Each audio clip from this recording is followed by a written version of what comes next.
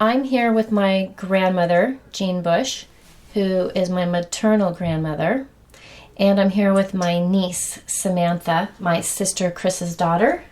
And we're talking to my grandmother about the Great Depression of the 1930s. We are here in Santa Cruz County, California, in the town of Aptos for a family reunion on the weekend of October 2nd, 3rd, and 4th of 2009, and we've been all having a great time together. Tonight, I'm thinking about that we've been with family. And yes, we have. Enjoying each other's company and ate this delicious meal that one of our favorites, which is barbecued hamburgers, and enjoyed that so much. Tell us about your dinner table at home in the Rock House during the Depression. I'm very glad to have you ask me that. First of all, you know what? We were all very slim. There wasn't a problem whatsoever with being too heavy. There was no word called snack because you didn't have the money to spend on that. The food was incredibly simple. Our meat was chicken because my dad could grow them. And as a result, being the little caretaker of chicken, I have never, ever liked chicken since then. The chicken was the main meat.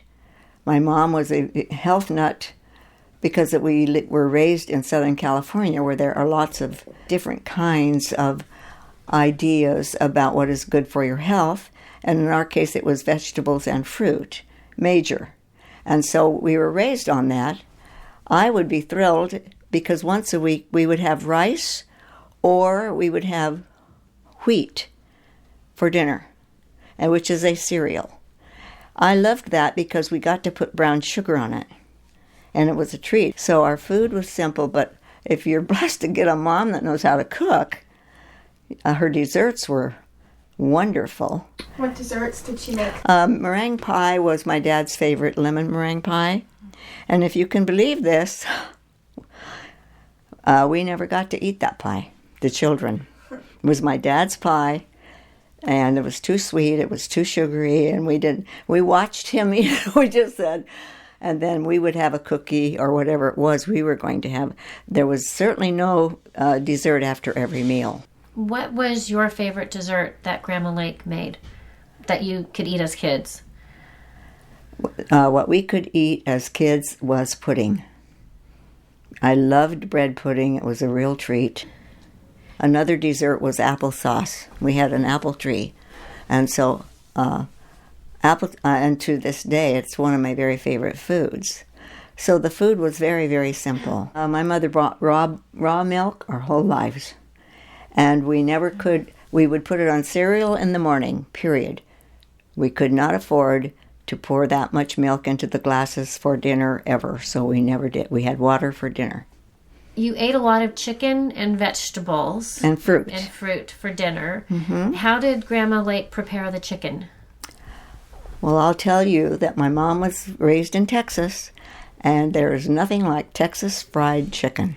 Mm-hmm. And even though she was anti-frying stuff, my dad from Virginia, it's not going to be chicken if it is not fried. They can really cook in the South. And were the vegetables that went with the chicken for dinner, were the vegetables from your home garden? Yes, and my favorite was always green beans. Always. My favorite meal when I was a kid growing up, a baked potato, green beans, and applesauce. We had a persimmon tree, and that was, persimmon pudding was absolutely like something you have to taste to understand how beautiful and delicious it is. And that was one of our hugest treats during the holidays. My mother canned all year long the stuff that was growing in our garden. She canned it, put it in the cellar. My parents made root beer. It was in the cellar. And of course and my parents always did their own ice cream, homemade ice cream, and that was way up at the top of what was fabulous because we had the eggs with the chickens and we could have beautiful ice cream. Raindrops on roses and whiskers on kittens, bright copper kettles and warm woolen mittens, round paper packages tied up with string.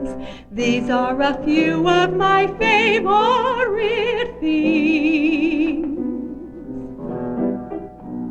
Cream-colored ponies and crisp apple strudel, doorbells and sleigh bells and schnitzel with noodle, wild geese that fly with the moon on their wings.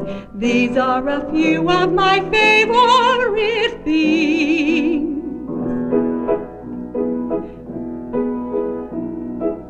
Girls in white dresses with blue satin sashes, snowflakes that stay on my nose and eyelashes, warm winter evenings that melt into springs. These are a few of my favorite things. When the dog bites, when the bee stings, when I'm feeling sad, I simply remember my favorite things, and then I don't feel